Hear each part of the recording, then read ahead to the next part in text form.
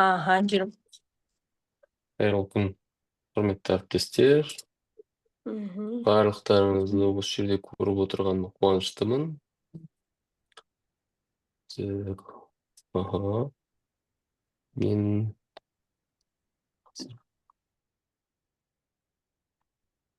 негізгі тақырып Бір-екі бұл ауыз жерде. Қанат Бауыржанович, Айта құрметті беріңіз. әріптестер, Окей, қос. иә, Yes, please. бүгінгі мына онлайн семинарға келгендеріңізге қош келдіңіздер. Сіздердің алдыларыңызда академиялық біліктілік семинар академической компетенции. Сіздердің алдыларыңызда спикер, география ғылымдарының кандидаты, PhD доктор Самарханов Қанат Бауыржанович. Өзіңізге сөз, Қанат Бауыржанович. Көп рахмет. Керемет, қуаныштымын барлықтарыңыз келіп отырғандарыңызға. Бұл жерде меніңше аншлаг болып отыр енді, білмеймін. Мынандай аудиторияны көп жинап көрген емеспін әлі. Бірақ қуаныштымын. Рахмет сіздердің уақыт бөліп келіп отырғандарыңызға. Ең алдымен академиялық біліктілік семинар академические компетенции для того, чтобы, так сказать, закрыть пробелы, какие у кого есть. Кімдерде енді қандай осы мәселеге байланысты жетіспейтін бір жерлер болып жатса, мүмкіндігінше біздің тарапымыздан көмектесуге дайынбыз. Так, сонымен қазір мына жерде қандай бір хабарлама келіп жатыр ма? Мен қазір оқып жіберейін. Окей, саламатсыздар ма?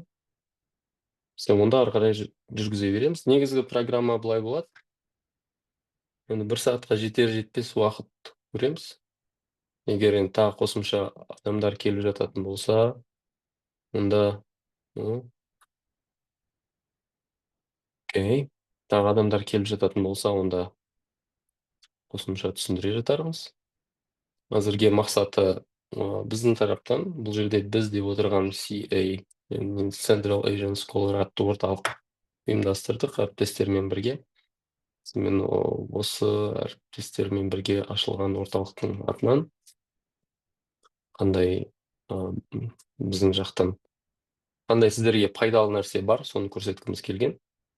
Алдымен слайд-шоу версиясында көрсететін болсам, слайд-шоу версиясында көрсетіліп тұр. Не үшін біз осы жердеміз ең алдымен? Докторант және мұғалімдерге қатысты академиялық біліктілік дәрежесін жоғарылатуға байланысты өзіміздің тәжірибемізбен бөлісеміз. То есть мы делимся именно опытом в академической сфере, который у нас уже наработан. В моем случае свыше 20 лет. Также коллеги тоже имеют большой опыт. Сонымен қатар біз семинарлар өткіземіз, менторлық жұмыс жүргіземіз. Енді көбісінің проблемасы мақала, әрине. Бірақ мақала жөнінде мен айтайын, курстар көп екен қазіргі кезде. Мен байқағаным, жалпы курстар көп, академиялық жазба, мақала жазу дегендер. Бірақ бір қызықтағы бір нәрсе бар, мақала жаздыру деген. Мақала жаздыруға байланысты бір қызық. Өзімнің көзқарасым енді әрине ол бар, оны мысалы тоқтата алмайтын шығармыз да. Менімен де хабарласып, ондай нәрселерді сұрайтындар болады арасында. Қазіргі кезде мен ондай жұмыспен айналыспауға бел будым. Для того, чтобы не создавать такой опыт получения, пожинания плодов, той работы, которую человек не выполнял. Ертеңгі күні академиялық ортаға әсер етеді, меніңше, ол академиялық ортада міндетті түрде ол адам жұмыс істейді ғой, сол уақытта жетіспейтін жақтары болып қалуы да мүмкін. Ол жалпы білмеймін, енді үлкен әсер етуі мүмкін ғой, әрине. Сондықтан мен керісінше өздеріміз жасап, өздеріміз жазып, барынша жұмыс істеп, нәтиже алуға шақырамын. Я призываю именно самостоятельно пытаться работать, готовить академические статьи, диссертации. Как видите, Коксон, Скопус, SCI можем проконсультировать. Яғни біздің жақтан осындай методикалық тұрғыдан көмек бере аламыз, егер қажет болған жағдайда, әрине. Себебі мен бұл аудиторияны қазір жартысын білсем, жартысын танымаймын, әрине. Бірақ қуаныштымын, қош келдіңіздер. Мүмкін енді кейбір адамдар, кейбір мамандар араларыңызда тәжірибелі шығар. Мақала жағынан мысалы ешқандай қатты бір көмек қажеті болмайтын да шығар. Бірақ енді көбісіне көмек қажет болады. На мой взгляд, именно проблема большинства незащищенных докторантов, да. Нуржан Нурбергенұлы здесь мои, для того, чтобы как бы пояснить, кто мы, я вот здесь привел список, да, мына жерде көріп отырғандарыңыз. Осы орталықпен бірге, бізбен бірге жұмыс істейтін әріптестерім. Соның ішінде Гүлзира Тажгалиева, ол кісі докторант, Енудағы политология мамандығы бойынша докторант. Өзі ізденіп жүріп, сөйтіп хабарласқан кісі кезінде. Мен енді құлшынысы зор. Одан басқа Сыздықов Арман деген кісі, ол техникалық физика бойынша докторлық қорғаған, және математикалық жағынан, физикалық жағынан үлкен үлес қосады міндетті түрде. Яғни математикалық әдістерге байланысты осы кісіге сүйенемін. Одан басқа Солтабаева Айгерім, генетика маманы, доктор. Ол кісінің енді тәжірибелі мақалалары да бар, және екінші жағынан ол кісі осы жерде біз выгорание деп айтамыз ғой, жаңағыдай. Осы шаршауға байланысты көп адамдарда бар ма сондай? Мысалы, комментарийға жазсаңыздар болады, егер былай ыңғайсыз болып жатса. Шаршауға байланысты жұмыс істеу кезінде бір психологиялық қиыншылықтар болады ғой, әрине. Кедергілер деп айтайық, қиыншылық деп айтпайық, Ол кедергілерге төтеп беруге байланысты осындай әдістемелік көмек жасай алатын адамдар, осы Айгерім Солтабаева, Дамир Амантаев. Ол кісілер міндетті түрде өздерінің көмектерін жасауға дайын, және Айгерім Амантай ол кісі бізге тікелей көмектесіп отыр қазіргідей ұйымдастырушылық жұмыспен, және мына жерде Айжан Раскелдиева, Айжан Мұратовна, көп рахмет. Қазір жағынан енді ұйымдастырып отырсыз. Бір жағынан ол кісі ақыл кеңесте сұрап келді, екінші жағынан кейін жалпы менен басқа да мындай ізденіп жүрген кісілер көп деп айтты. Сондықтан бір жағынан осылай бір-бірімізбен араласып, хабарласып отырғанымызға ризамын. Сіздің көмегіңізге көп рахмет. Енді кім? Мен кейбір аудиторияның бір бөлігі танымайды мені міндетті түрде. Сондықтан да ол үшін мынадай ақпаратты көрсетіп отырмын сіздерге. Мен қазақша айтып отырған ешкімге қиын емес па? Орысша керек па негізі? Нужно ли по-русски? Пожалуйста, дайте знать, чтобы переключаться между казахским и русским. Хорошо было бы. Все здорово, спасибо. Да, то есть... Айта беріңіз. Фамилиясы орыс адамды көрмей тұрмын мен. Бірақ жаңа кісі айтып отыр ғой. Окей, ладно, проблема жоқ. Будем переключаться между казахским и русским. Жарайды, өзім біл. Жақсы, рахмет. То есть я являюсь главным научным сотрудником Международного научного комплекса Астана, выпускник университета имени Аль-Фараби. Здесь присутствуют как раз мои коллеги по факультету, в том числе те, кто младше учился, те, кто параллельно учился. Тут есть преподаватель, вот как раз-таки сейчас занимает должность в Жетісуском государственном университете. Вот Нуржан Нурбергенұлы, сіз өзіңізді бір қысқаша таныстырып өтіп, мүмкін сондай бір кіріспе бір айтып кетсеңіз, және көп рахмет сізге. Қанатжан, рахмет айналайын. Енді жаңа естіп отырмыз ғой, сенің өзіңнің міне еңбек стажың уже 20 жылдан асты. Да, уақыт деген өтіп баратыр, құрметті әріптестер. Қанатты мен бірінші курстан, бакалаврдың бірінші курсынан өзім таңдап алып, оқытып, осы Айжан Раскелдиева, тағы басқалар отыр, қарап отырмын, есіме түсіріп жаңа әділетті көріп отырмын. тағы басқаларын айналайын. Самое главное, сіздердің осындай география ғылымында өмірлеріңізді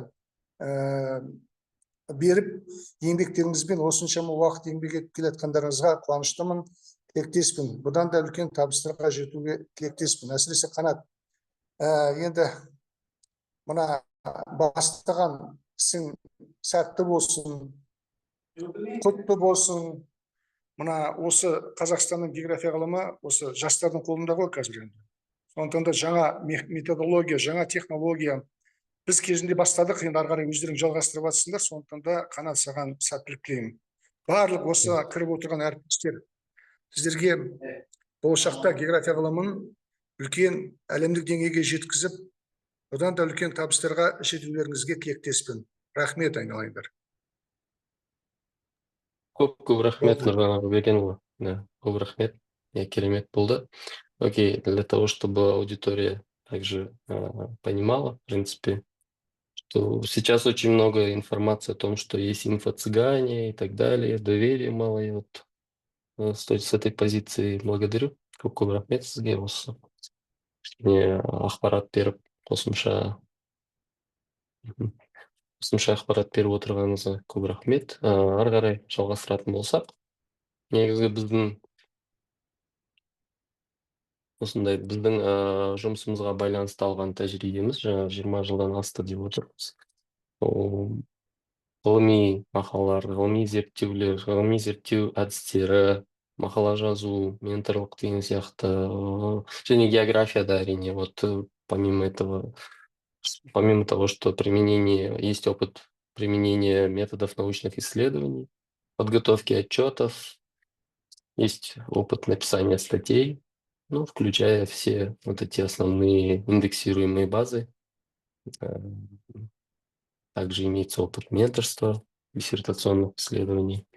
И, конечно, в географическом плане, да, географический анализ, включая обработку космических снимков и так далее. Саша енді мынандай, да, вот это 20 лет опыта здесь представлено. Қазіргі кезде мен осы Астана халықаралық ғылыми кешенінің бас ғылыми қызметкері болып табыламын, және Евразия ұлттық университетінде де сабақ беремін. То есть у меня есть такой опыт, большой опыт был работы самый начальный именно в КАЗУ имени Аль-Фараби, в качестве преподавателя. Затем очень такой приличный период, 9 лет, это практически, отработал в Институте географии Алматы. Я осы жерде әріптестерім де бар, қосылып отырған. Сонымен бұл енді қысқаша ақпарат осы туралы. Және мынандай метрикалар, біреулерге маңызды, әрине, маған қатты маңызды емес, бірақ енді оған да қарайды. Оттан көрсеттім. Ең алдымен сіздермен танысып кездескеніме, қайта кездескеніме, көріп отырғаныма қуаныштымын.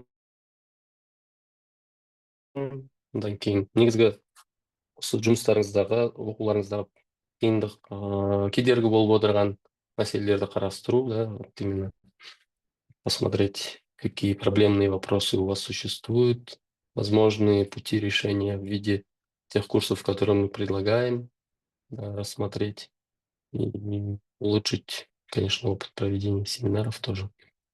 Так, келесі бөлім, интерактив түрінде жүрген дұрыс меніңше. Бұл жерде аудиторияның қандай екенін танысу, мен жаңа датасына қарамаңыздар, датасын өзгерте салайық. Ол бұрында болған ақпарат.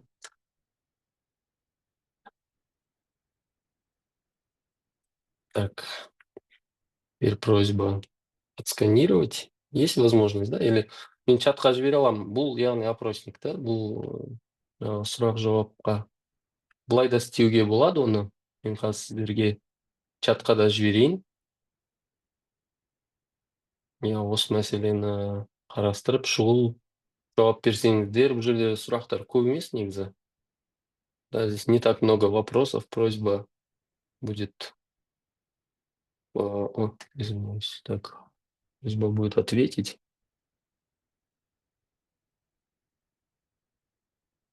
Осы сұрақтарға жауап берсеңіздер, бізге қатты көмектесесіздер, және өздеріңізде де бір жағынан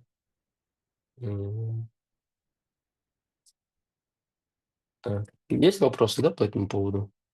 Сұрақтар бар ма? Саламатсыз ба? Сұрақтарды осы Мгм. Zoom-да жауап беру керек пе, WhatsApp-қа ма? Сұрақтарға? Жоқ, бұл сәлеметсіз ба? Бұл офис неге сілтеме. Мен Zoom-ның чатына да жаздым. Егер басқаша керек болса айтыңыздар. Бұл сұраққа Хорошо. QR-кодты сканировать етіп өте берсек иә, болады, иә, QR-кодпен істей берсеңіздер болады. Қалай ыңғайлы сіздерге? То есть как вам удобно, пожалуйста. Просто хотелось посмотреть, какая аудитория, потому что разные, как я понимаю. И даже может быть, специальности разные, да? Мамандықтарыңызда әртүрлі. Түсінгенім. Да, основные вопросы сейчас покажу. Негізгі сұрақтарды көрсетейін. Чатқа мынау QR-кодты да жібере салайын егер. Егер жіберілсе, мында жіберілу керек қой негізі файл. Okay, just the screenshot capture. Так. Жібердім. Скриншотты да жібердім, міне сілтемені де жібердім. Егер де түсініксіз болып жатса, айтыңыздар, если непонятно, просьба уточнять. Стараемся ответить. Так, дәл қазір енді мына сұрақтарға бір шолу жасап өтейін. Негізі сіздер туралы ақпарат, енді жеке ақпарат, сосын бір айтып қояйын дегенім, бұл деген үшінші тарапқа берілмейді, тек біздердің екеулеріміздің арамызда, және CISO-лар мен сіздер, яғни. То есть не передается третьим лицам ни в каких там коммерческих целях, там, маркетинга и так далее, для того, чтобы просто уточнить ваш род занятий, уже место работы, учебы, личная информация такого рода, как возрастная категория, уровень образования, сіздердің мамандықтарыңыз, специальность, академическая степень, академиялық дәрежелеріңіз және мақалаға байланысты қандай тәжірибеңіз бар, то есть какой у вас опыт именно в публикациях, Scopus и не только. Және осы курстан, мысалы, сіздер ақпаратты көрдіңіздер, жаңағы біздің жасаған бағдарламаны көрген кезде қандай сіздерге қатысты, сіздерге қызықты деген тақырыптар болды, то есть какие вопросы из представленных в программе, и вот здесь вопросники вам интересны, пожалуйста, просьба отметить. Здесь нужно, я думаю, нужно будет отметить несколько, да, бірнеше вариант таңдау керек сияқты, және семинарға келу мақсаттарыңызды жазсаңыздар.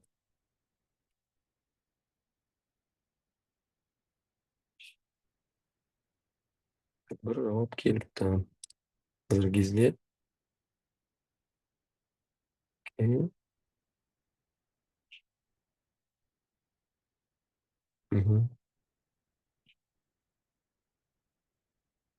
Жаңартылып жатыр. Керемет. 4 магистр.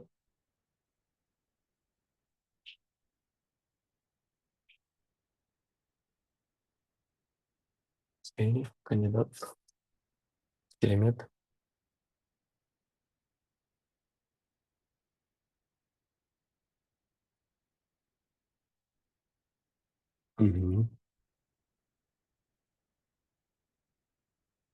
Мынада енді бір 20-25 шақты шамамен жауап болу керек шығар деп ойлаймын енді.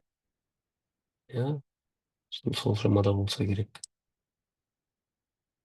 Дәл қазір 6 жауап болды. Осыған бір енді тағы бір 3-4 минут уақыт берсек, меніңше одан кейін ары қарай қозғала береміз, иә? Ары қарай негізгі материалды сіздерге көрсетуім керек қой. Сіздерді шақырдым, сіздердің уақыттарыңызды алдым, алтын уақыттарыңызды бөліп отырсыздар, то есть выделили время. Теперь нужно обязательно пояснить ту информацию, которую я вам хотел представить. Мы даем 53 минуты. Давайте подождем для того, чтобы максимальное количество ответов было. Сосын мүмкін сіздерде былай ауызша сұрақтар бар шығар. Егер де ондайлар болса айтыңыздар, әзірге уақыт болған жағдайда. Енді пока есть время, пожалуйста, Можно еще устные какие-то вопросы задать, если интересует. Ну, можете свои ожидания рассказать, если есть такие. Дәл қазір 9 адам жауап берді. 10 болды. Можно вопрос по Да, пожалуйста, конечно.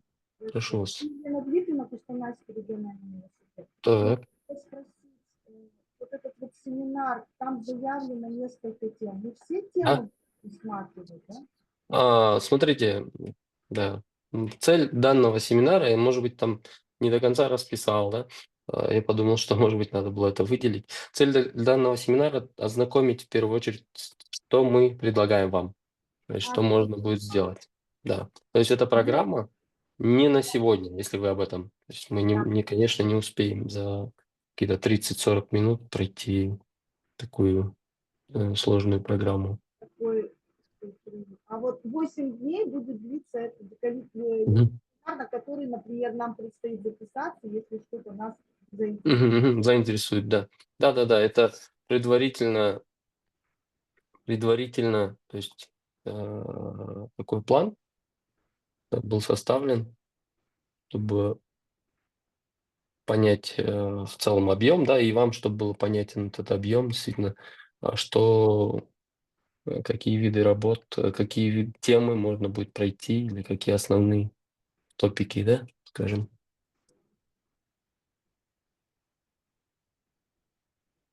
Так, окей. Бір минуттай күте тұрамын. Одан кейін сіздер ары қарай жауап бере бересіздер, онда, иә. Дальше будете отвечать тогда в ходе презентации дальнейшей, чтобы не терять много времени на это. Ну, спасибо, что отвечаете активно. Саламатсыз ба, кешіріңізші, сұрақ қоюға Я, бола ма? я әрине. Мен докторант боламын, қазір диссертациялық жұмысымда жұмыс істеп жатыр едім, диссертация бойынша. Осы семинар барысында сіздерде бір модель құруға қатысты бір мәселелер қозғала ма? Егер де енді мына семинарды айтатын болсақ, жалпы мынадай ой болған, сызықтық регрессияны көрсету дейік, иә? Осы модельге байланысты айтатын болса, өте қарапайым. Яғни бұл уақыттың аралығында әрине біз оны үлгермейміз. Бірақ курсқа байланысты мен ол тақырыптарды қарастырдым. Және бұл жерде мен арнайы шақырып отырған кісілер бар, соған байланысты. Яғни олар ертеңгі күні курс басталып жатқан кезде соған қатысып, математика жағынан көбірек таныстыра өтеді деген сияқты. Осындай жоспар. Бұл ертеңгі болатын семинардың ссылкасын осы бойынша кіреміз бе, или жоқ, әлде басқа ссылка беріле ме? Иә, ол басқа, мынау бүгінгі ғана, яғни біз ары қарай қосымша қазір ақпаратын айтам. Мынау бүгінгі сілтеме ғой. Бұл таныстыру үшін, ең алдымен сіздермен танысу, одан кейін бағдарламамен таныстыру. Жақсы, күтетін боламыз. Рахмет. Рахмет. Сіз общий чат ашасыз ғой да? Тіркесіз ғой да?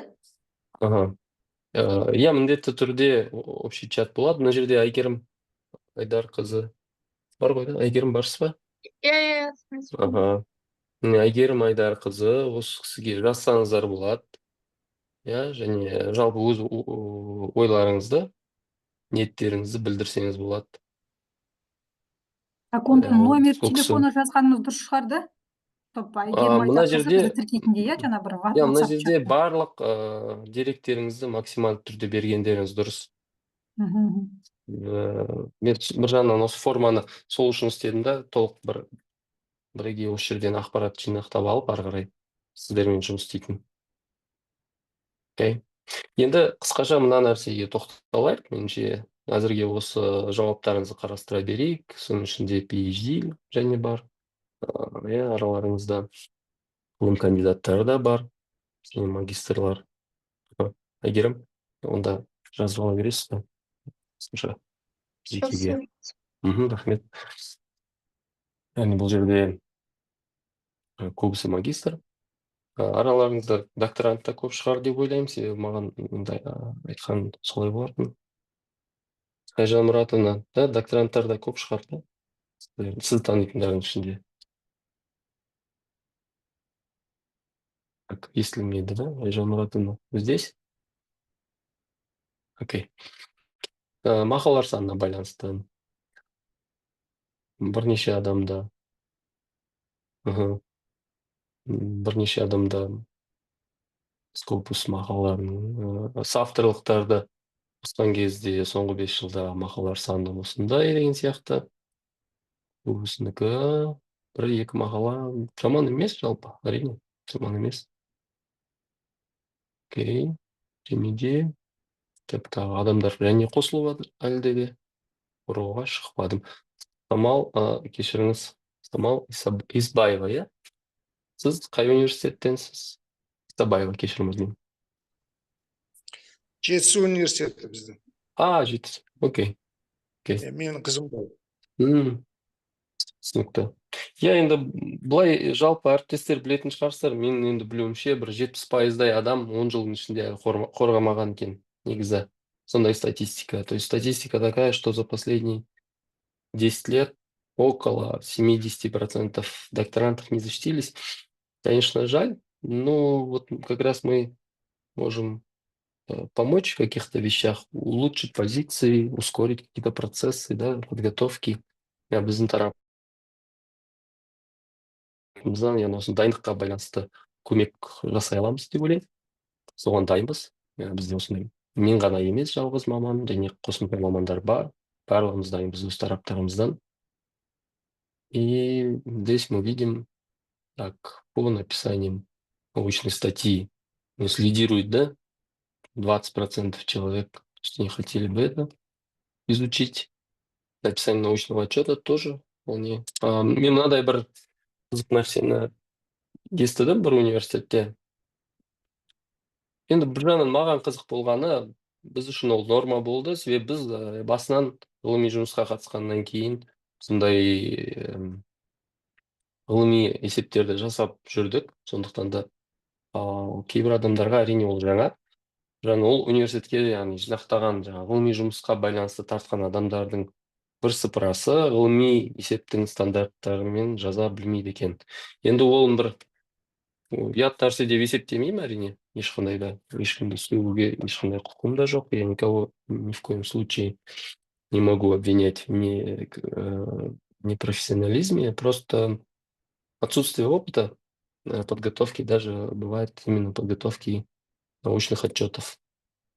Так, яғни осындай ғылыми есептерді дайындауға байланысты тәжірибе болмай қалады. Енді ол да болады. И моделирование, статистический анализ, обработка данных, включая геоданные. Окей, да, если есть какие-то ваши варианты, то, пожалуйста, егер де сіздердің бір өздеріңіздің ойларыңыз болса, онда оны да жазыңыздар, әрине. Пайдалы ақпарат алу, подготовка статьи, Python, проекты. Так. Сәтті қорғап шығуға қажетті кеңестер, әрине, оған дайынбыз. Жаңа нәрсе, ең алдымен барлығымыз жаңа нәрсе үйренуге әрине дайынбыз. Ғылыми мақалаларға байланысты мені қолдауға көп рахмет. Курс жөнінде ақпарат алуға, әрине. Көбісі мақала жазуға байланысты жалпы ниет білдіріп отыр екен. Түсінікті. Солай ойлайды екенсіз. Окей, рахмет сіздерге. Енді бұл интерактивтен кейін ары қарай жылжитын болсақ, мынау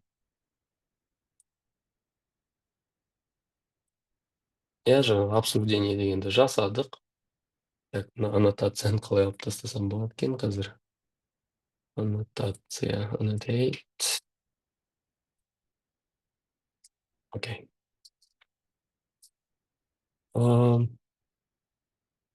Нәтижелерін қарастырып шықтық, то есть мы посмотрели все результаты практически. Теперь наши предложения именно от CA Scholars біздің тарапымыздан мынандай негізгі курстарды ұсынамыз сіздерге. Енді бұған дейін ол жаңағы бағдарлама түрінде берілді. Ну, еще раз в более красочной форме решили показать, что есть академическое письмо, которое имеет основной целью как раз-таки подготовить статью, будь то она для КОК-НВО, Scopus, Web of Science, основная логическая структура, формулировка. То есть можно сказать так, вот эти основные модули назову, да, и дальше будем описывать вкратце основы научного письма, где логическую структуру.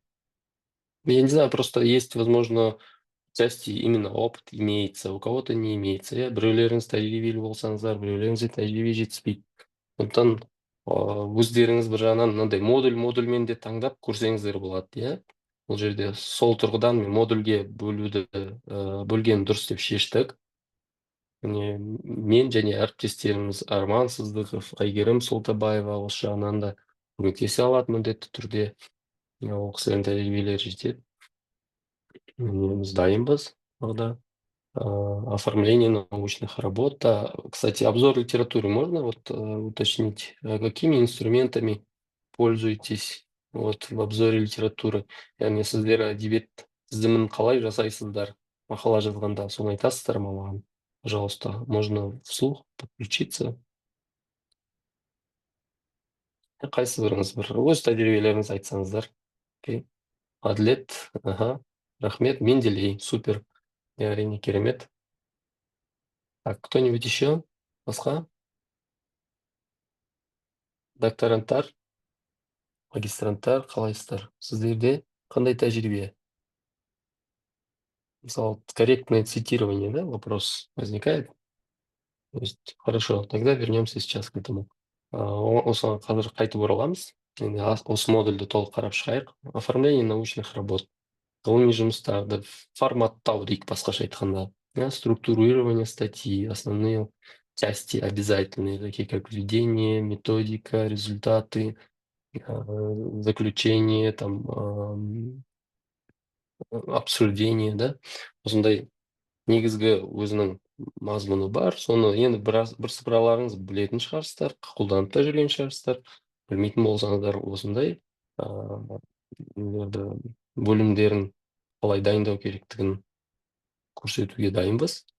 Және библиографияға байланысты жаңа Адлеттің айтқаны Менделей, одан басқа мысалы Зотер, EndNote дегендер бар. Одан басқа Word, кәдімгі өздеріңіз қолданып жүрсіздер. Бәріміз Wordқа үйреніп қалғанбыз. Ал LaTeX қолданатындар бар ма араларыңызда? Есть использующие LaTeX среди вас? Для форматирования статей, не знаю, там, силабусов, может быть. Окей. Чатқа жазсаңыздар болады жауаптарыңызды. Одан кейінгі модуль, ол публикация, рецензиялармен жұмыс. Яғни журнал таңдау ең алдымен. Ең алдымен журналды қалай таңдаймыз? Мүмкін ол нәрселерде түсініксіздеу болар. Енді бір қарапайым вариант ол белгілі бір мақалаларды тауып, ұқсас мақалаларды тауып, сол мақалалар қай журналға шыққанын қарап, ары қарай сол журналды қарастыру деген сияқты. Одан кейін peer review, сәйкесінше рецензиялар. Ол рецензиялармен қалай жұмыс істеу керек? Соған байланысты үйретуге, көрсетуге, тәжірибе бөлісуге дайынбыз. Содан мен көрсетейін деген қысқаша демонстрациям бар. Жаңа білім алуға келдік дедіңіздер. Я готов здесь продемонстрировать, сделать небольшую демонстрацию. Так, это надо будет сделать в Word. Окей, так сделаем. Қазір қайттан көрінді Word.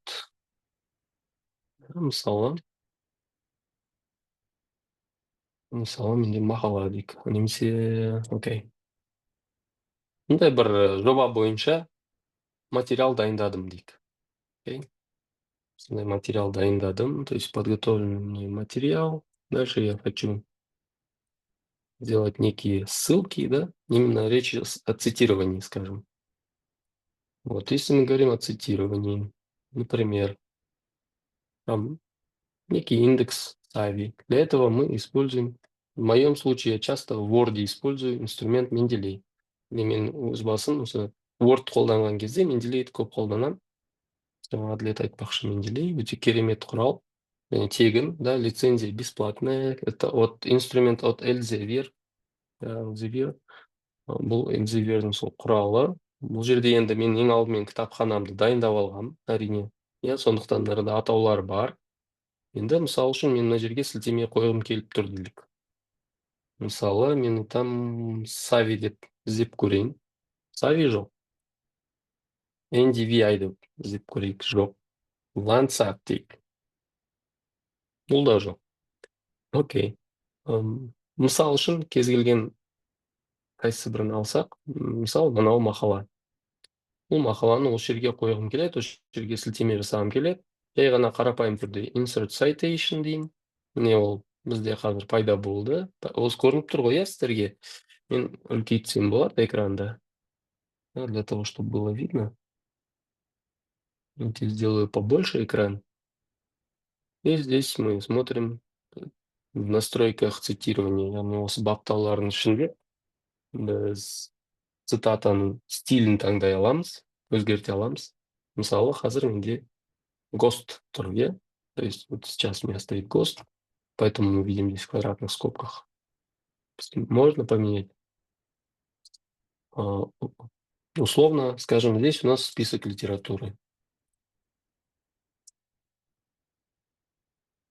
Яғни мына жерде егерде біз әдебиет тізімі деп жазатын болсақ, одан кейін осы жерге әдебиет тізімін қою үшін библиографияны қосамыз. Мысалы болсын. Мен жаңа қойған мақалам жерде пайда болды. ГОСТ стилінде жазылып тұр дейді. Енді бір нюанстар, тек ГОСТ стилінде тағы қосымша деректер қажет болуы мүмкін. Әдетте бет саны деген сияқты, баспахана, сондай атаулар. Олардың барлығын алдымен реттеп алу керек деректер базасында. Содан кейін бар, ол автомат түрде мына жаққа қойыла береді. Артықшылығы қандай? Біз мәтінді ауыстырған кезде, немесе сілтемені қозғаған кезде оның реті бұзылып кетпейді, қолмен істеп отырмайсыз. Яғни бірден кейін бірі отырған орында кете береді. Яғни нумерациясы ғана өзгеретін болады. Нумерациясы өзгереді. Міне байқасаңыздар, екінші мақала шықты. Енді мысалы керісінше істедік дейік. Міне былай көрдіңіздер ме? Міне автоматты түрде нумерациясы қайтадан өзгерді. Содан басқа citation style, жаңағы стиль цитирования. Міне сілтеме стилін өзгертетін болсақ, мысалы APA 7 деген қазір көп қолданылады. Очень часто используется. Выбираем. Нажимаем обновить. Жаңартуды бассақ. APA форматында келтіріліп тұр. Отырсаңыздар. Яғни бұл сілтемелерді автомат түрде жасауға байланысты. Осындай ақпарат. Қуаныштымын, рахмет, өте пайдалы болса. Солай енді негізі сондай оймен сіздерге келіп отырмын, сіздерге пайдалы болады деп. Яғни осы Менделей. Окей, Менделейді аламыз. Менделей қайда бізде? Менделей сайт әрине. Онда сайт бар, mendeley.com. Мен сіздерге чатқа жібере аламын.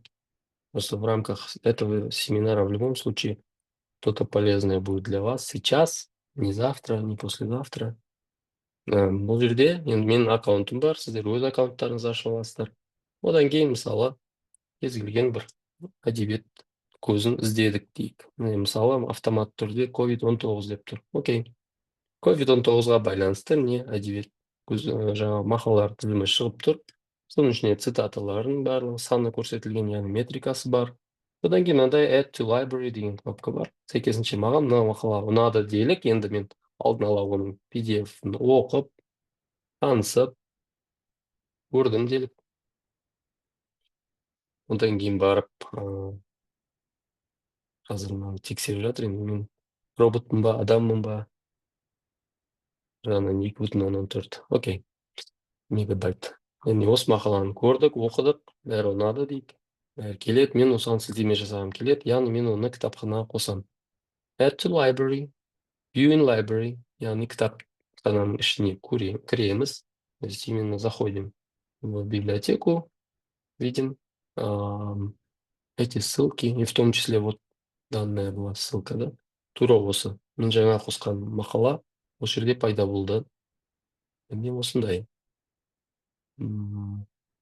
Окей. Сәйкесінше мен егерде мысалы мына жерге барып қайтадан сол мақалаға сілтеме жасағым келсе, байқасаңыздар мен жаңартылды, иә? Бұл қалай жаңартылады? Бұл менің аккаунтыммен кіріп отыр, яғни онлайн базамен тікелей байланыста, сондықтан осылай жаңартылып отыр. Сәйкесінше мен бұл жерге осы сілтемені қоятын болсам, міне байқасаңыздар, тура осы мақала пайда болды, және тізімде де ол шықты. Көрдіңіздер ме? Осындай. Бұған байланысты сұрақтарыңыз бар ма? Какие-нибудь вопросы есть по этому поводу? Ну, вкратце, вот по тому, как цитировать, то есть использовать, автоматизировать цитирование, да? Осындай автомат түрде цитата жасау.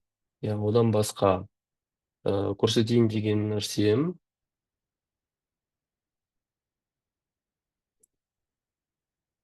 Коллап деген құрал. Коллапты қолданып көрдіңіздер ма? Есть кто-то, кто использовал коллап? Может быть, коллап Google? Если есть, пожалуйста, в чат напишите. Енді бұл екі түрлі мақсатпен қолданылуы мүмкін. Может быть, этот инструмент может использовать для двух вещей. Ну, в моем случае или в нашем, да, академическом, скажем. Это анализ данных, моделирование данных и затем подготовка иллюстраций, к примеру. Так, подготовка иллюстраций. Сәйкесінше, енді мен ары қарай қазір ұзақ жүргізбей, уақытта тығыз болып бара жатыр. Я мындай сіздерге көрсетейін. Мысал үшін қандай нәрсе жасалды. Я, на первый взгляд, все непонятно. Возможно. У кого-то есть опыт программирования, может быть? Қайсыбіріңіз программамен жұмыс істеп көрдіңіздер ма? Скрипт, код, Python, R? Жоқ? Ондай болса, бұл керемет құрал негізі. Оның үстіне бұл тегін. Тегін бөлігі бізге жеткілікті. Google-дікі ол тегін, онлайн. Тек қана компьютер қажет былай қарағанда, экран мен компьютер. Интернет әрине.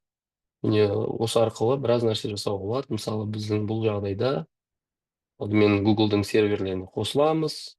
Одан кейін бізге қажетті пакеттерді орнатамыз. Одан кейін ол пакеттерді жұмыс істетіп барып, біздің файл бар. Алдын ала дайындаған файл бар әрине. Енді мен географиялық тұрғыдан көрсете беремін, бірақ бұны иллюстрация деп қабылдай беріңіздер. То есть примите это как иллюстрация, да? Вот такую вот симпатичную можно карту составить. Ну и другие графики тоже как бы не проблема.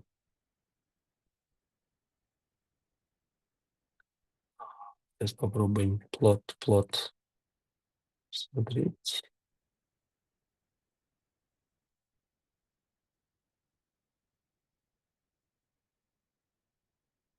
Вот примерно рисовать. Нет, это не то. Окей, locating right.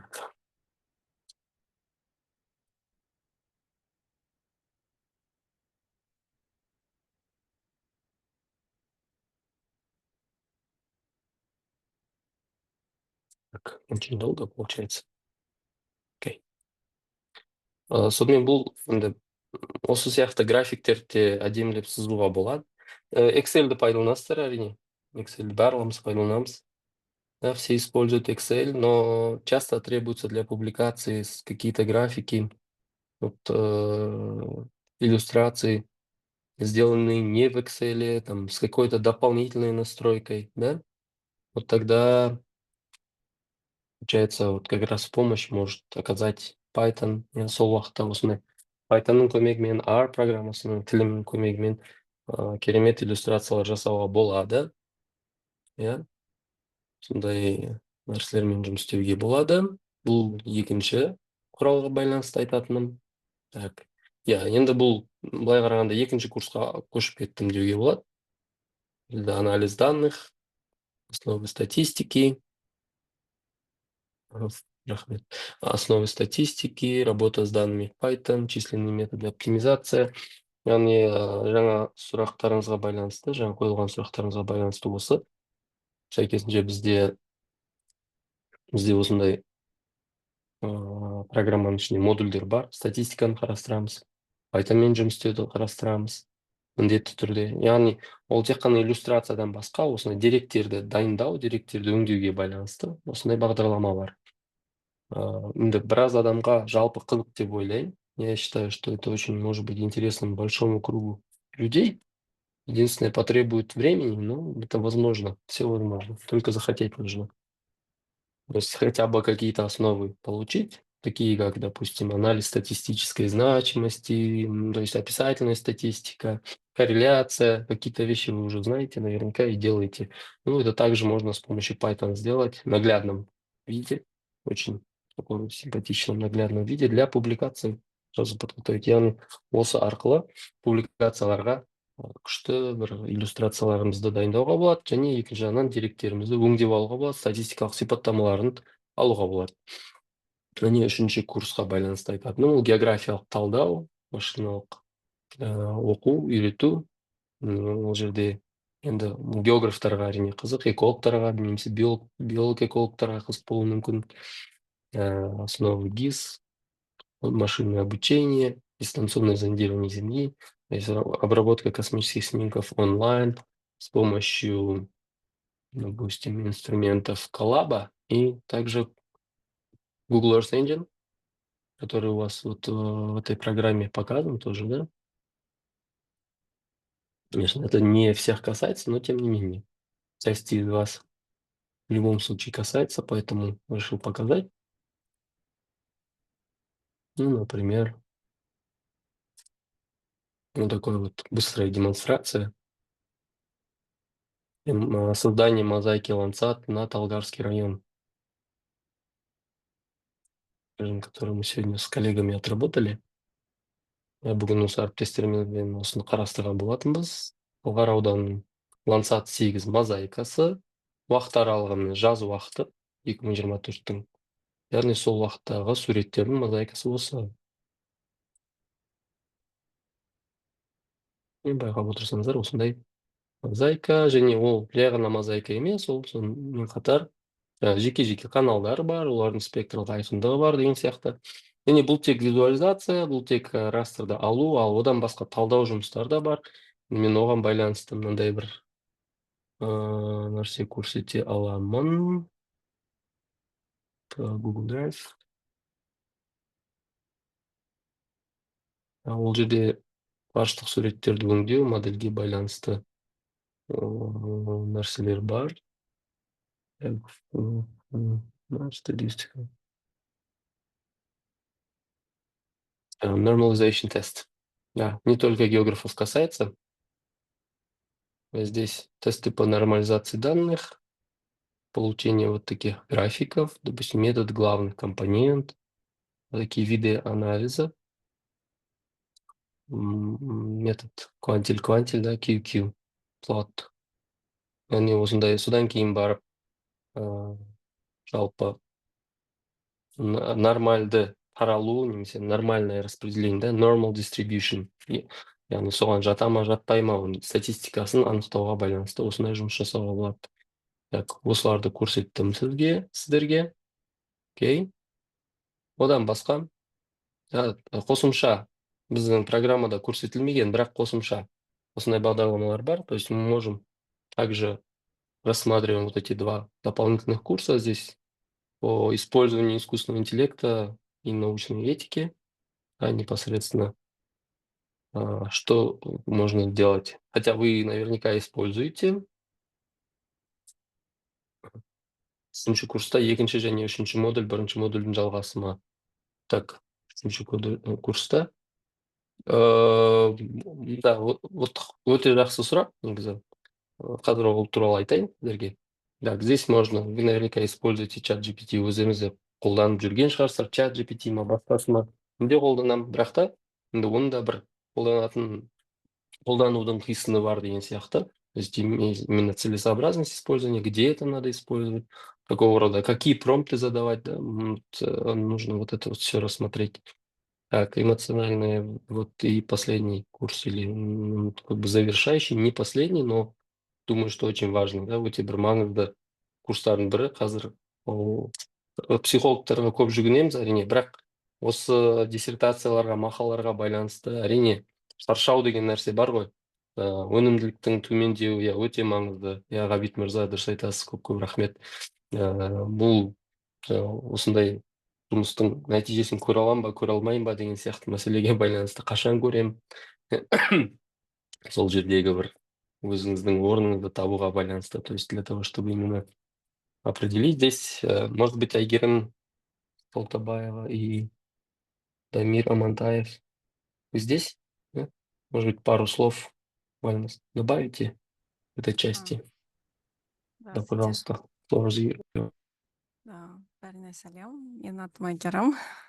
Мен өзім Москва Ломоносов атындағы университетті бітіргем, генетика кафедрасы. Одан кейін Израильда PhD-мді бітіргем. Сол уақытта өте көп PhD, мастер холдерлардың выгораниесін көріп, консультация жасайтын. Қазірде мен өзім teaching, то есть сабақ берем, тоже өзімнің research жұмыларым бар. Сол өте көп студенттер келеді, олармен мен сол выгораниеден қалай шығару, в основном ол эффективті тайм менеджмент арқылы. Әрине де мотивация, өйткені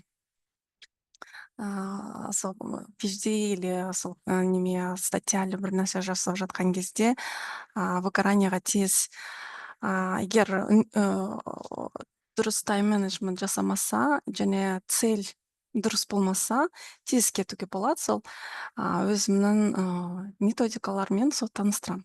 Егер сұрақтарыңыз болса, ну, это чисто личная практика. Өйткені Израильда да и Москвада да өте, даже мен өзімнің одногруппникам суицид болды адамдарда. Сол кезде өте, иногда сол даже біле алмай қалайсың. Одан кейін сол жағдайдан бастап мен көп PhD кезінде өте көп кісілерге сол консультация бердім. В основном сол одан бәрінен шығуға болады. Тек қана сол планомерно менеджмент бойынша. Иә, өте дұрыс айтасыз. Көзге көрінбейтін нәрселер бар ғой. Адамның ішкі жағдайын білмейміз, да, внутреннее состояние человека просто мы не видим часто. И, конечно, в этом случае подобного рода консультации будут только полезны. Осындай керемет көмек болар еді. Дамир осындасың ба? Я осында, қайырлы күн. Дамир, да, пожалуйста. Добрый день.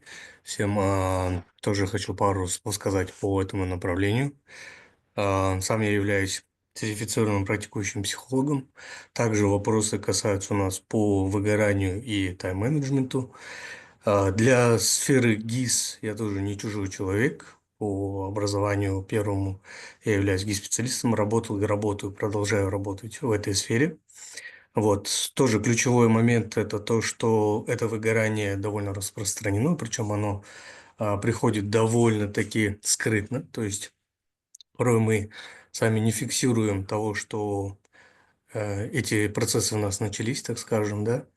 Вот, и здесь хочу сказать о том, что в том числе и на своем примере тоже мы затронем такие темы, как непосредственно нейрофизиологические драйверы продуктивности, да, там, где мы могли бы себя автоматизировать, исключить какие-то мешающие нам факторы в работе.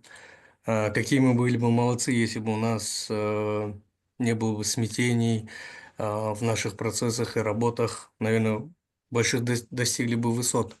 И мы постараемся как раз-таки такие тормозящие факторы исключать.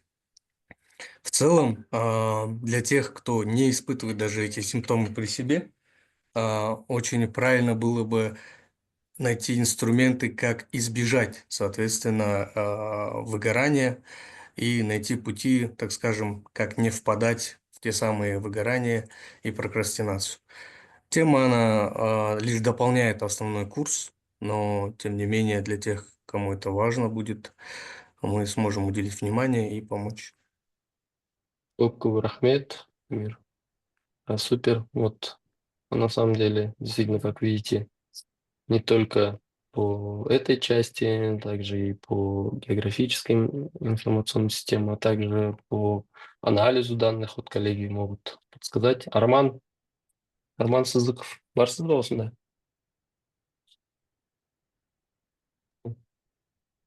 Арман жоқ та? Окей. Жаңа математикалық өңдеу әдістеріне байланысты Арман Сыздықов деген әріптесімді шақырған болатын. Ол кісінің сабағы болып жатқан шығар. Біз Евразия ұлттық университетіне сабақ береді. Иә, қосымша ол туралы да тағы айта жатармыз. Негізі жалпы курстың мазмұнын сіздерге көрсеттім. Негізгі идея курстың, жаңа мынандай сұрақтар болып жатыр. Әрине, сіздерге әрине қызықты болса, мен қуаныштымын. Мына жерде енді әдістерге байланысты кішкене ақпарат болды. Ол курстен деген жаңа көрсеттім біраз нәрселерді. Scholar Google'ды білетін шығарсыздар, қолданып та жүрген шығарсыздар. Мысалы, журналды қалай табуды білесіздер ма? Қалай бірсыпыраларыңыз білуіңіз мүмкін, бірлеріңіз білмеуіңіз мүмкін. Яғни журналдың қандай квартилге жататынын, оның индексін көруге, қалай көруге болатынын қысқаша көрсете салайын. Мысалы, subject area. Енді қарап отырсаңыздар, мына жерде тізім шығып тұр. Немесе мына жерге атымен іздеп көреміз деген сияқты. Мысалы, ecology, population ecology дейік. Рейтингтен шығып қалған екен. Окей. Енді мен білетін журналды айтайын. Frontiers in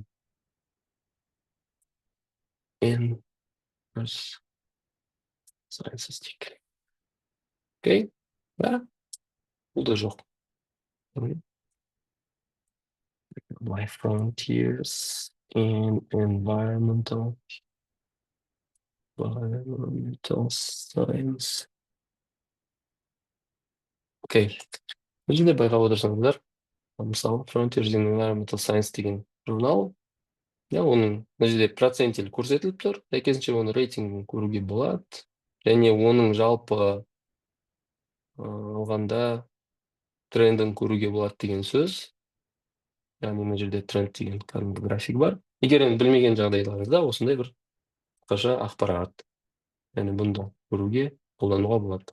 Ал курстың бағалары, жаңа курстың мазмұнына байланысты енді сондай сұрақтар туындап жатыр. Әрине өте орынды. Сіздерге қызық болған үшін қуаныштымын. Негізі курстардың бағалары сол 50-60 мыңның айналасы.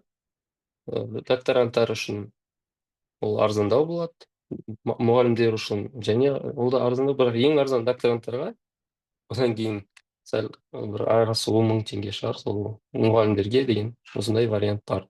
Сонда 50-60 мыңның шамасында деп есептей беріңіздер. Мен қосымша ол туралы кесте түрінде ақпарат берейін. Сіздер контакттеріңіз қалдырдыңыздар ғой. Сол туралы ақпарат берейін. Егер енді менің ойымша өте арзан. Себебі егерде уақытты қарайтын болсаңыздар, бір курс мысалы бірінші курс айтатын болсақ 48 сағаттай болады. Сағаты 1000 теңгедей. Сағаты 1000 теңгедей. Ал мысалы жай бір жерге барып оқыған кезде өздеріңіз елестете беріңіздер. Меніңше өте арзан. Сондықтан осындай. Ол топтық курстар болады. Топтық курстар және жаңа бір сұрақ болды. Бір айтып кететін нәрсе. Ол мына жерде модульдерге байланысты. Яғни ол жалғасы ма жоқ па? Модульге бөлген себебім тура сол болатын. Яғни біз сол үшін осындай түрде ұйымдастырдық. Бұл жерде курстар модульмен таңдауға болады. Яғни модульге төлеп, модульін оқып, кейін қарайтындай, мысалы, керегі бар ма, жоқ па. Сосын бірінші сабақты тегін жасауға болады. Жай көру үшін сіздерге қаншалықты ол маңызды, қаншалықты керекті, шынайы сіз күткен нәрселерді көресіздер ма, то есть отвечает ли этот курс требованиям, ожиданиям, которые у вас были. Для этого могу предложить, можем с коллегами предложить бесплатное первое занятие. Вот. Ну, скажем, в следующую среду. Если готовы, то, пожалуйста, дайте знать. Так. Осындай қысқаша ақпарат жеткілікті ма сіздерге? Түсінікті болып тұрған шығар, иә? Жаңа кім сұрап отыр еді? Ол сұрақты. Құндыз.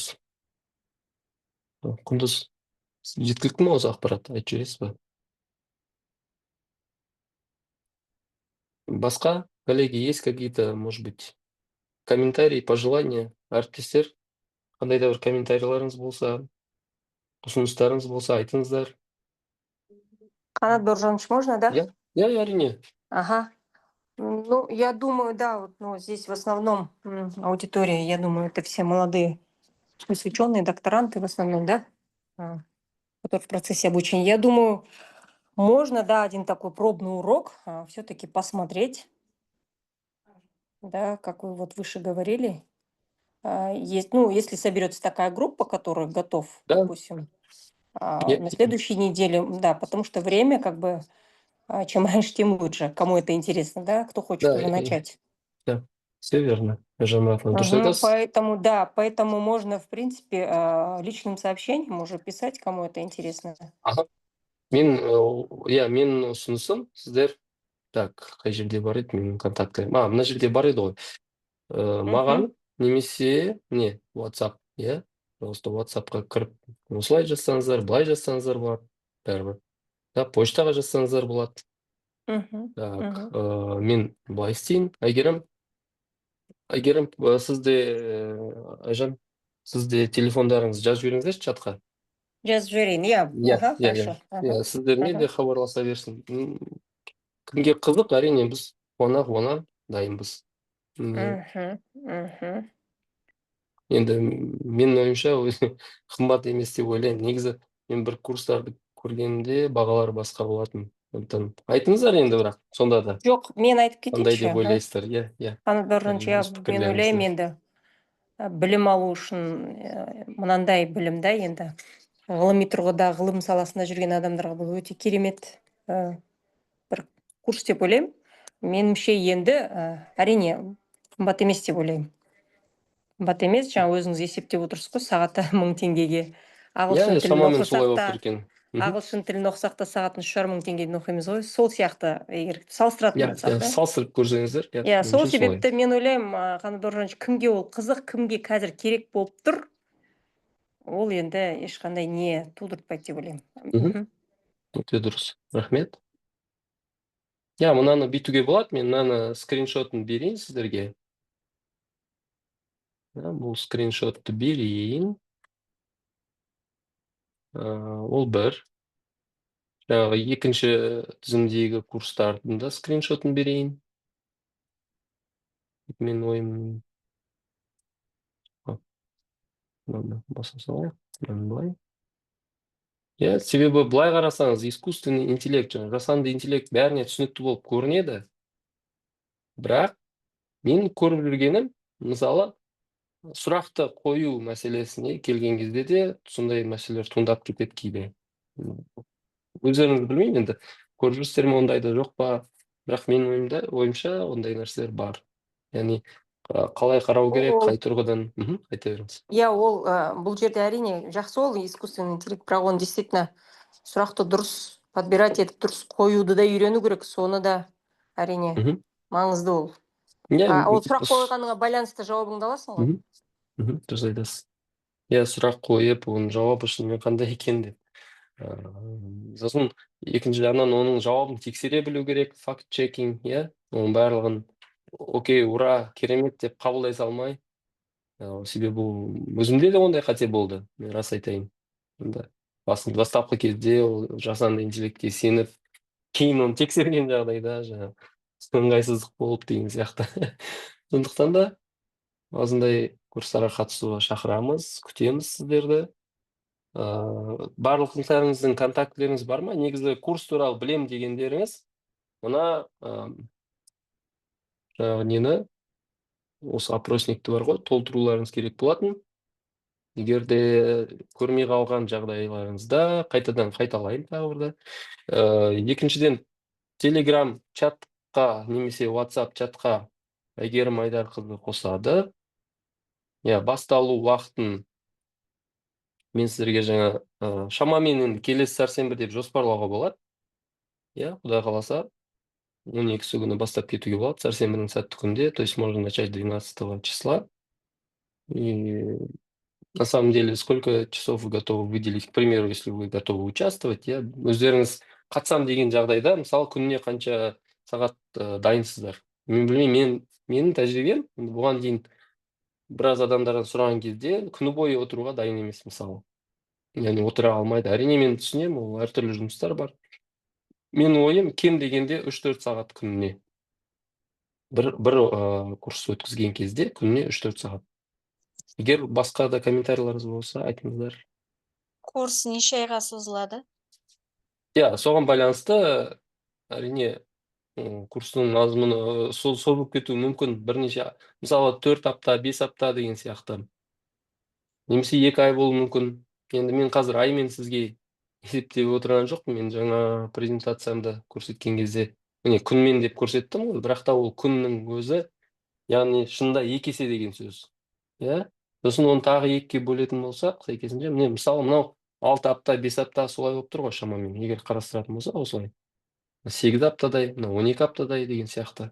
Міне осындай. Кәдімгідей уақыт алады, бірақ нәтижесін алуға болады. Және мен тағы бір айтып қояйын, модульмен де үйренуге болады. Яғни сол жағын қарастырсаңыздар болады. Мысалы, ол модуль түрінде қызықта болуы мүмкін біреулерге. Және, айта беріңіздер. Кешірерсіз, мана Pythonмен үйретесіздер ғой да, жаңа графика жасауды, өңдеуді. Сіздің сұрағыңыз чаттағы сұраққа байланысты. Лекция түрінде ме, әлде практика бола ма? Міндетті түрде практика болады. Лекция, яғни ол көп уақыт лекция емес, көп уақыт практика болады, керісінше. Мен осындай форматта. Енді қызығушылар болса, әрине біз күтеміз, тағы да қайталап өтем. Сіздердің барлықтарыңызға көп-көп рахмет. Уақыт бөліп, алтын уақыттарыңызды бөліп келіп отырсыздар. Большое спасибо. У нас уже нету, да, кому вышло. Окей, Елена. Хабарласыңыздар, мына жерде контакттерді бердік. Айжан Мұратовна бар, Әйгерім Айдарқызы бар. Так, Айжан Мұратовна, телефоныңыз жаздыңыз ба? Жоқ? Жазып қойдым. Окей, супер. Не представилась, но енді. Окей. Могу сейчас откорректировать. Да, пожалуйста, откорректируйте. Сейчас, секунду. Чтобы, в случае интереса. Да, конечно. Айта беріңіздер. Да, все супер. Тағы қандай сұрақтар бар, әріптестер?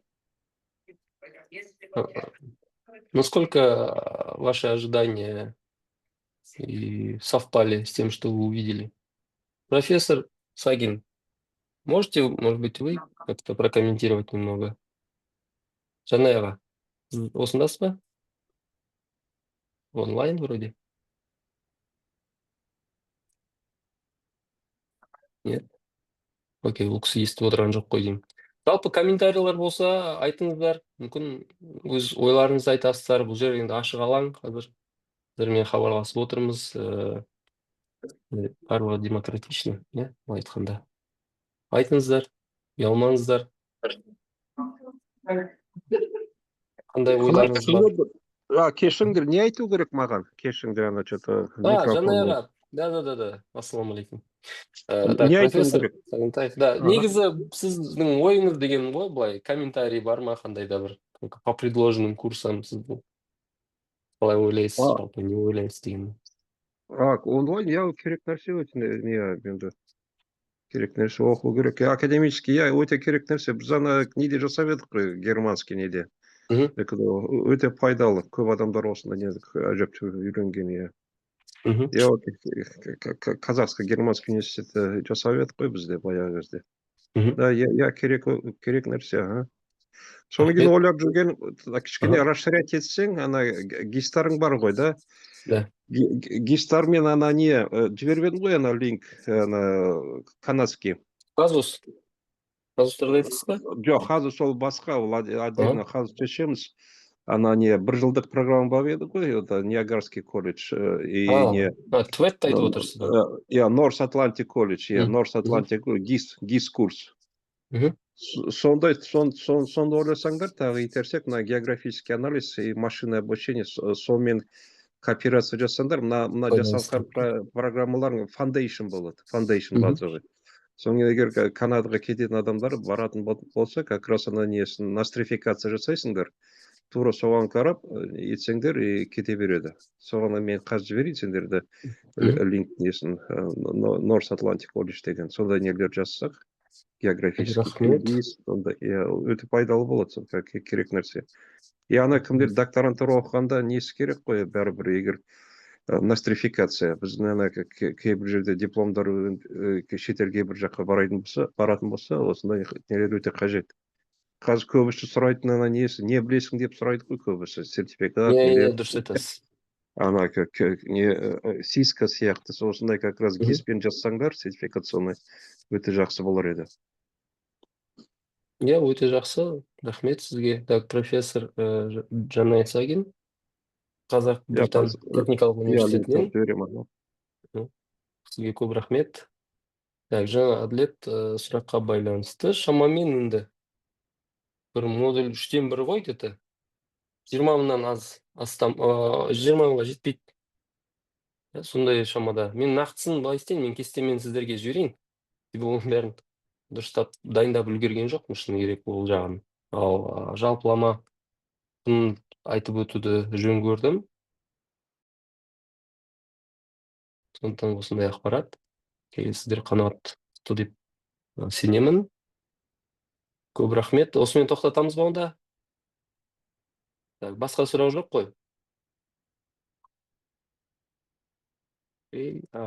Жерде жаңадан қосылып жатқан кісілер бар екен.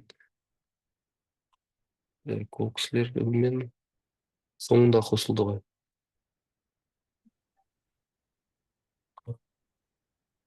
Окей, онда рахмет сіздерге. Рахмет. Жазуын сіздерге жалпы бере аламын, айтпақшы. Видеосы бар ғой, енді видеосы бір жерге сақталады. YouTube-қа салып қоямын. Одан кейін бөлісеміз. Контакттеріңізді бердіңіздер, ең бастысы, барлықтарыңыз. Қызыққандар. Әйгерім Айдарқызы. Чатқа жібердім, ана линктерді қараңдаршы, как раз ГИСті сонымен ете берсеңдер, өте дұрыс болар еді. Чатқа жібердім, ана application, ГИС application, осындай курстар өте керек нәрсе. Кешірден сұрасам болады ма? Әрине.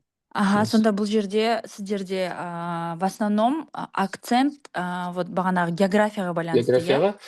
Енді акцент болғанда былай, жеке курс, ол географияға байланысты. Ал мысалы басқаларын қарап отырсаңыз, ол жерде жалпылама. Модульдар. Барынша жалпылама бәріне келетін әмбебап түрде дайындауға тырыстық.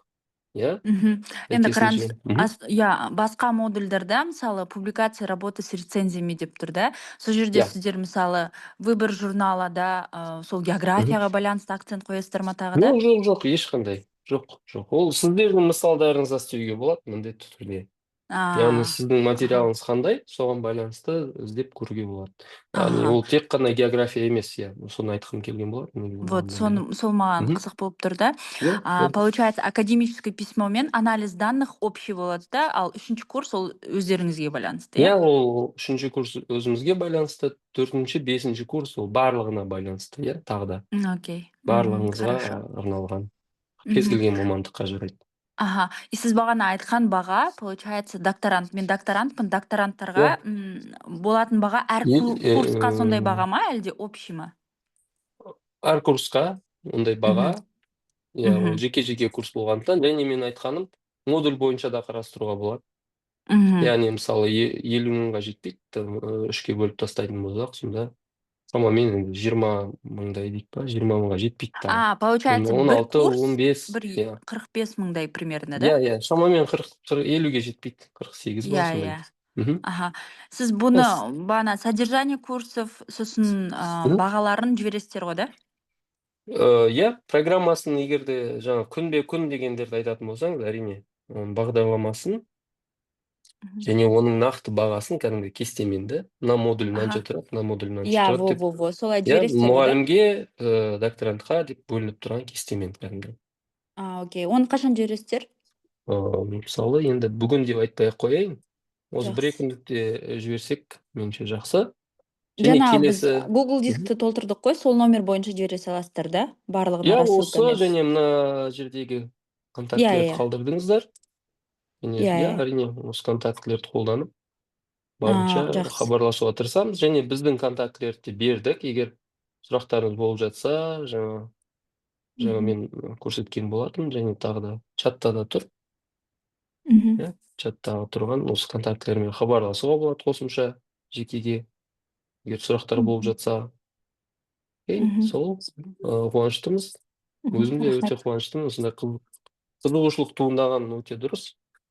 Және енді профессорлар да айтып отыр ғой, қазіргі кездегі бір өзекті мәселелердің біреуіне айналып кетті Қазақстандағы. Бір жағынан ол ертеңгі күнімізді, еліміздің ертеңгі күні расында.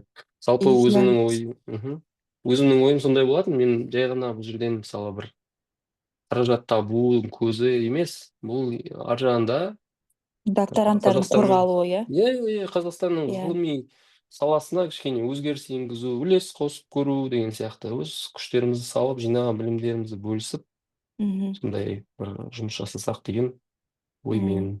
Күшті, иә. Рахмет сіздерге. Иә, Ниеттеріңіз жақсы. Рахмет. Сәттілік. Рахмет. Ғабит, рахмет көп. Иә, ғылыми ағартушылыққа жақындау әрине, иә, жағынан. Сонымен, жақсы, ондай болса, басқа сұрақ болмаған жағдайда келесі кездескенше сау болыңыздар, хабарласамыз. Сіздердің алтын уақыттарыңызды тағы да атап өтем. Бөліп келіп отырғандарыңыз үшін көп рахмет. Керемет болды. Сау болыңыздар.